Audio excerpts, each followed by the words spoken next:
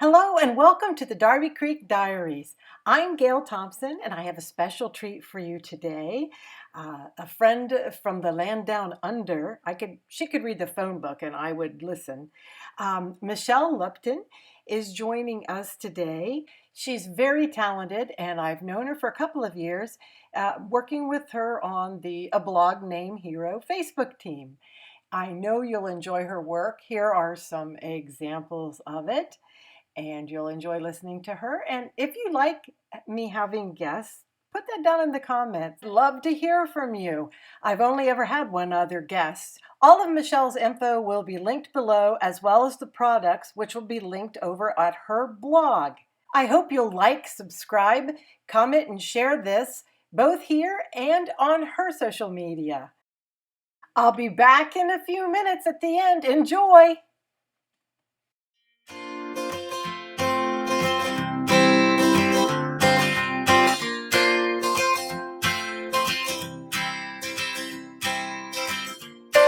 Hello everyone, this is Michelle Lupton and I'm really excited to be a guest here on Gail Thompson's YouTube channel. Thank you very much, Gail, for inviting me.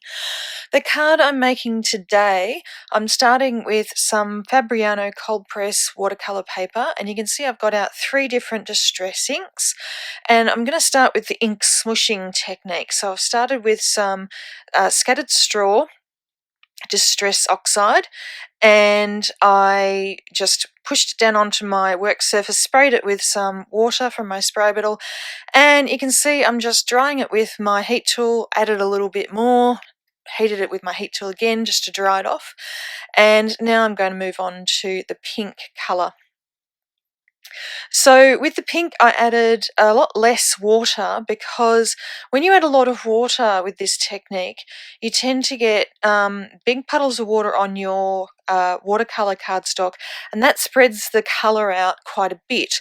And if you use less water, you get more defined, intense patches of color, which is what I wanted with the pink. I wanted the yellow to be a bit more diffuse in the background, but I wanted the pink to be a little bit more sort of specific in where it was.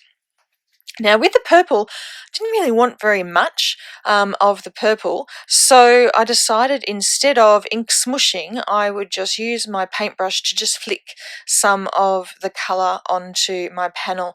So there were just a few little droplets of the wilted violet on there.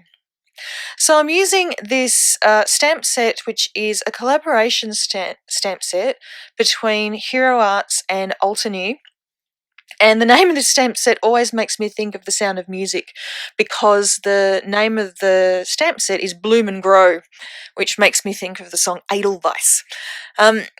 So it's got this lovely big flower, and what I decided to do was to white emboss this flower in the in each corner, diagonal corners. So you can see I've just prepped my surface with some anti-static powder tool, and I'm using Versamark ink, which is a clear sticky ink, and I'm going to just make sure I'm pressing nice and firmly on that to get good contact. Because I'm using watercolor paper, it does have a little bit of a texture, so I'm actually stamping down twice to make sure I get a good impression. And then I'm going to add some white embossing powder. So this is my favourite embossing powder. It's Hero Arts white embossing powder. Just checking to make sure I don't have any embossing powder where I didn't want it. And going to heat that with my heat tool. And then I'm going to repeat the process in the opposite corner. So I didn't actually move the stamp, I just flipped my panel around. So I'm going to be stamping in the diagonally opposite corner. And I did the same thing, stamped twice with Versamark and then added embossing powder and heated it. So I'm using these Copic markers to add some colour to these flowers. So I'm starting with the violet colour, and I'm adding this just into the bits where I thought it would be the darkest. So right in the bottom edge of each of the petals of the flower, and where I thought there might have been some shadow. Now, I have heard some people say that they don't like to use their Copic markers with embossing. And if you decide that you are one of those people, that's perfectly fine. But I've found that even though I sometimes get a little bit of residue on the end of my Copic markers when I do use them over white embossing, it doesn't really affect how they work. But if you prefer not to, then I wouldn't recommend this technique. But I've found it to be perfectly fine.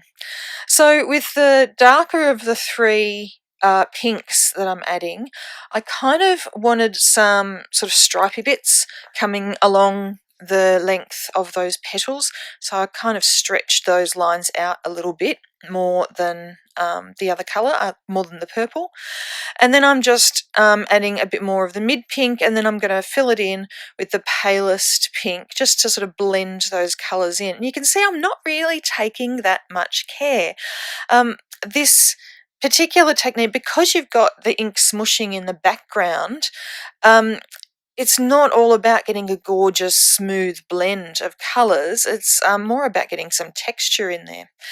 Now I'm finishing with just a W1 Copic marker just to add a little bit of a shadow around the edge. It's one of those things that when you look at the panel you wouldn't even notice that it's there, but it actually does make a difference. So I'm going to add this to a white note card, and I decided I wanted a little bit of a white border. I always like at least a little bit of white space on my cards. It's very unusual for me to make a card with absolutely no white space on it at all, even if it's just a border.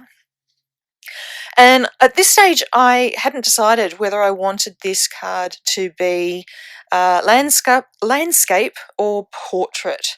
So you'll see me trying to figure out in a minute where I'm going to put the sentiment, and I hadn't decided at this point where it was going to go. But I had decided that I wanted the sentiment to be white embossed on black, which is one of my favourite ways to add a sentiment. So I'm using my favourite black cardstock, which is from Hero Arts. I'm down to my last sheet. I really need to put in an order and get some more of this cardstock because I'm running low. So I chose one of the sentiments from the same stamp set, and I've just put it, instead of putting in my MISTI, I just used an acrylic block for this. And it is really important when you are white embossing on black cardstock to prep your cardstock with the powder tool, the embossing powder tool, static, because any little bits of white embossing powder that you get in a stray place on black cardstock, it's always going to show up. So it's, very important to make sure that the embossing powder only stays where you actually want it to go. And now I'm going to just rub that powder off, and you can see I've got some perfect embossing there.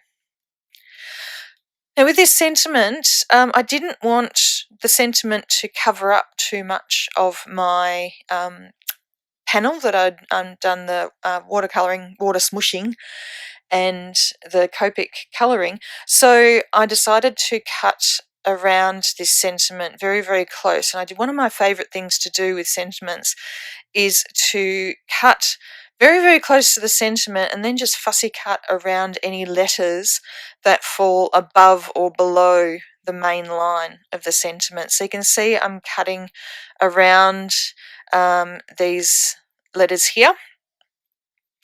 And on the top of this sentiment, I decided when I got to this point, I decided I really hadn't cut close enough to the top of the sentiment. So I tried to put it under my paper trimmer, but I just couldn't hold on to it.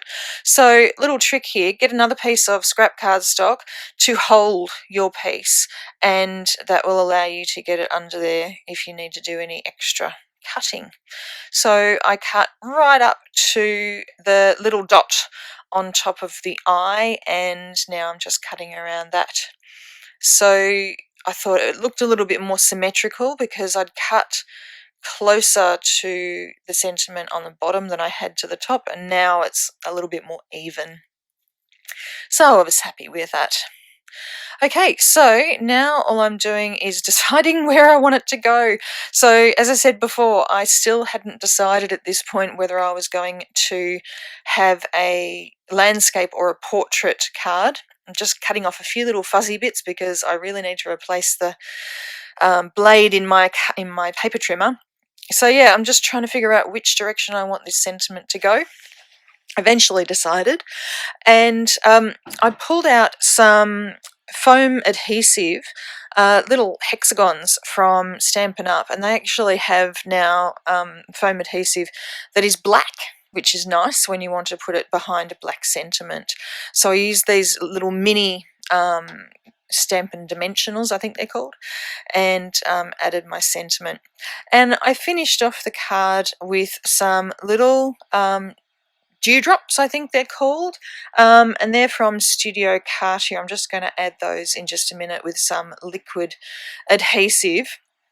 And this always takes me ages to figure out where I'm going to put them, so I've cut out most of this from the video, but that will be the finishing touch for this card. So thank you very, very much for watching. I hope you come and visit my YouTube channel and my blog. All of the products that I am using are linked on my blog, so you can check them out there. And I'd like to thank Gail again for letting me take over her YouTube channel for today and be her guest. So thank you very much, Gail. Thanks everybody for watching, and I'll see you next time. Bye.